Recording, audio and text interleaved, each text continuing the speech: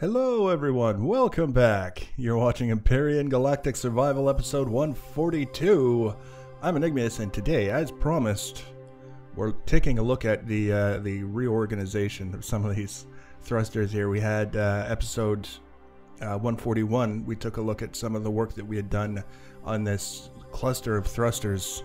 Very back of the ship, there's a lot of thrusters back here, and we looked at the ones that we've got extending out on a 45-degree angle from the central hub, and I really liked the way that those turned out.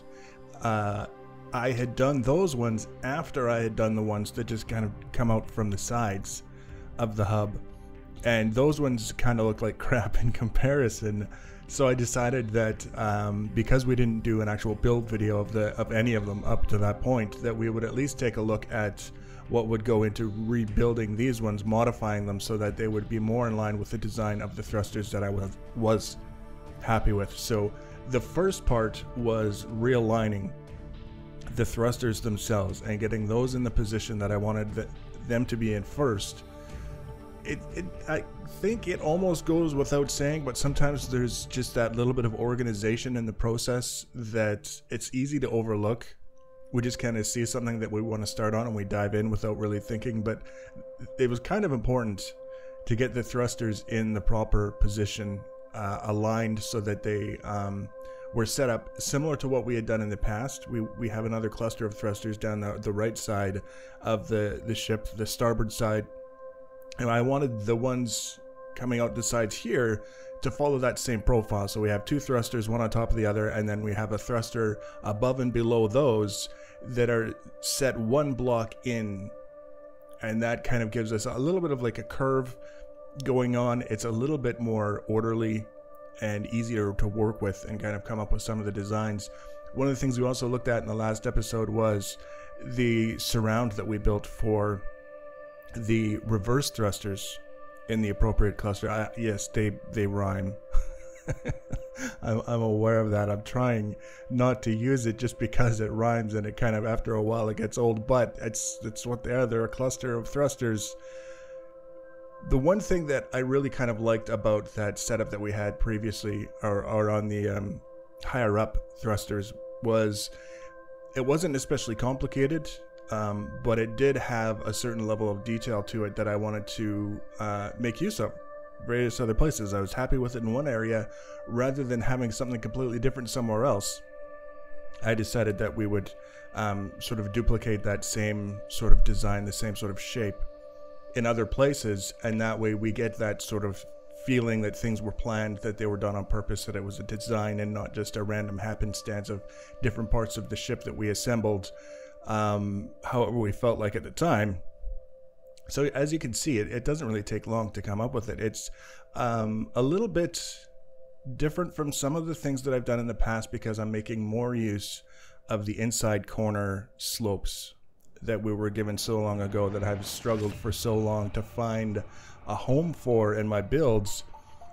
Not because I think they're just the bee's knees and I want to get them in there somewhere, but because they're there. And there are times when I look at a situation, I look at the way things are going together, and I think, man, I think if I use that block, that inside corner, that'll solve my problems. And most of the time it doesn't.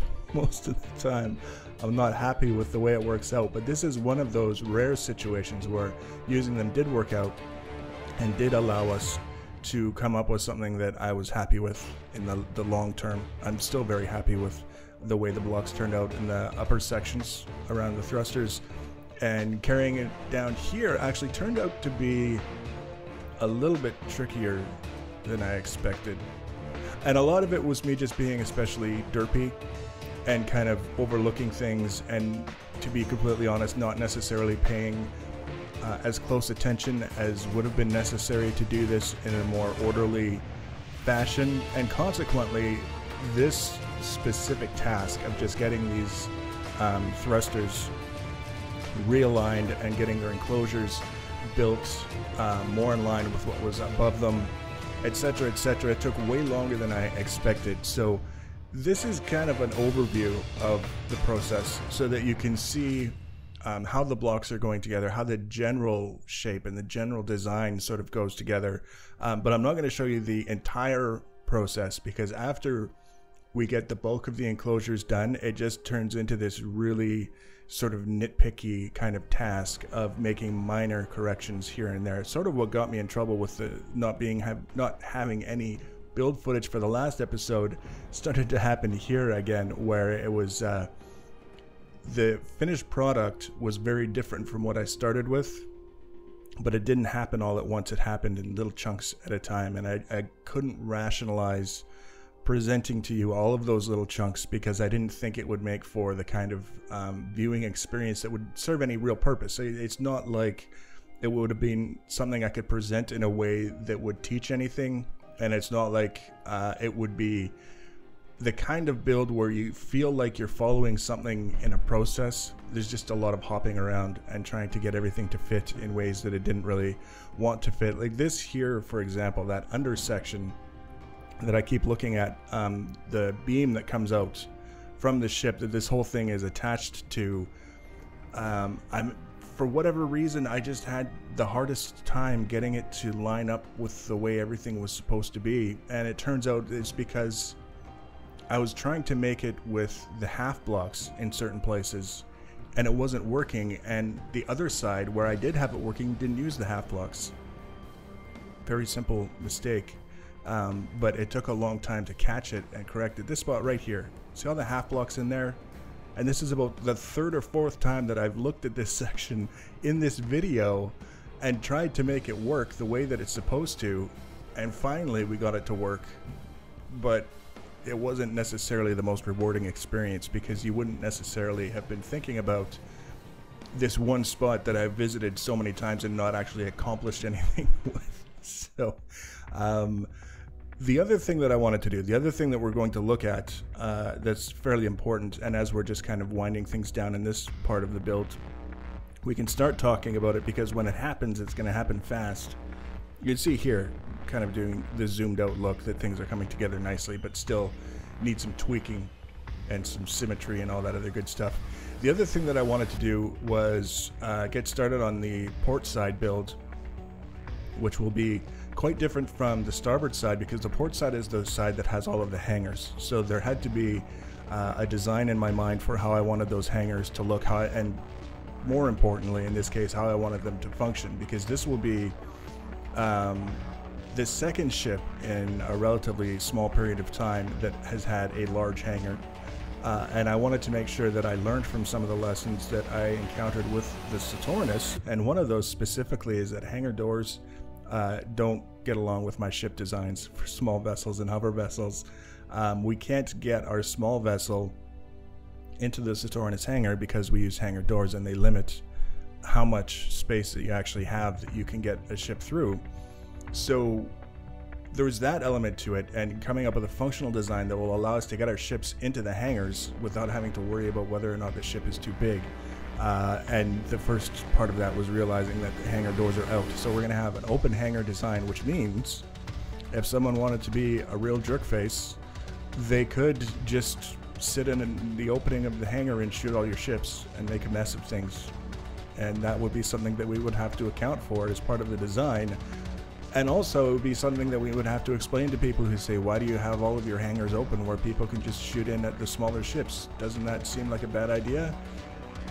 All the things that we have to account for. These builds doesn't always work out the way that we would want them to, but I have come up with an idea that I feel pretty confident will be functional and will be interesting to look at.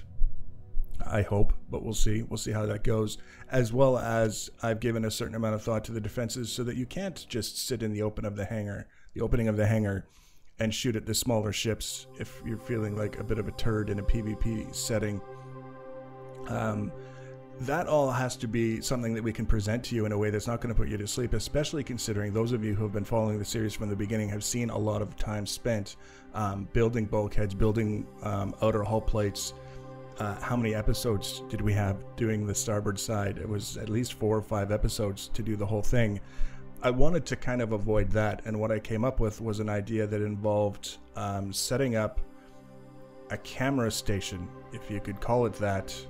It's basically a small vessel on top of a pillar at the very edge of the base platform on the port side, of the ship so that we can have a good look at the area of the ship that we're going to be working on for the next little while. But most importantly, it's a static position. So when you hop into the cockpit of this very, very rudimentary small ship, the viewpoint that you get is always exactly the same. You're always looking in exactly the same direction at exactly the same spot, so that if we've got a number of different elements that we want to show you over a period of time, we don't have to show everything necessarily from the first person camera view like this, or the drone view as would be the case in this specific scenario.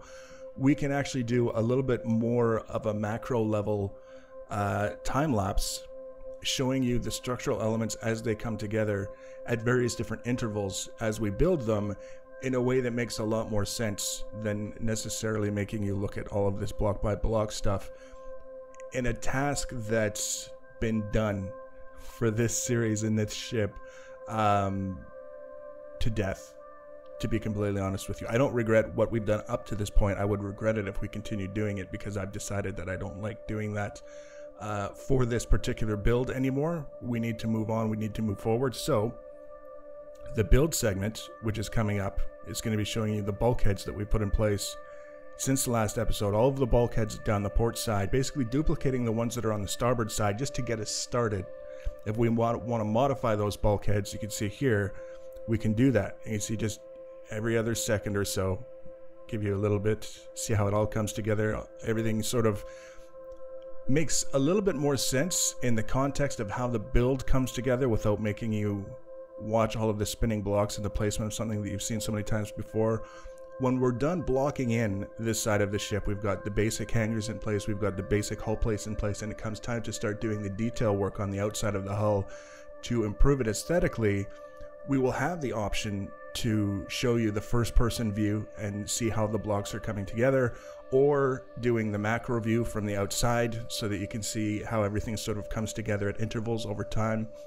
One way or the other, I think we've got a good situation set up for continuing the build, so that we can kind of mix things up a little bit and not have things so unidimensional.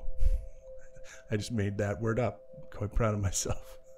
So in the next episode, we're going to be focusing on the port side. We're going to be roughing in the hangars. We're going to be getting all that set up so that we've got a way to get to the hangars from the inside of the ship. Give you an idea of what's kind of going through my mind in terms of how I want things to be laid out and how I want things to look. And then from there, we just have to unify everything, finish putting on all of the exterior hull plates. And we can do the detailing stuff. We can put some guns on. We can do the painting and the texturing and all that stuff. And then it'll be time for the blueprint. So we're getting there. We're making good progress now. And if you want to be notified about the next and future episodes in this and other series, the easiest way to do that is to subscribe to my channel or follow me on social media. Links for social media are always in the information section below the video. Feel free to leave your comments and feedback. Thanks for watching, guys, and take care.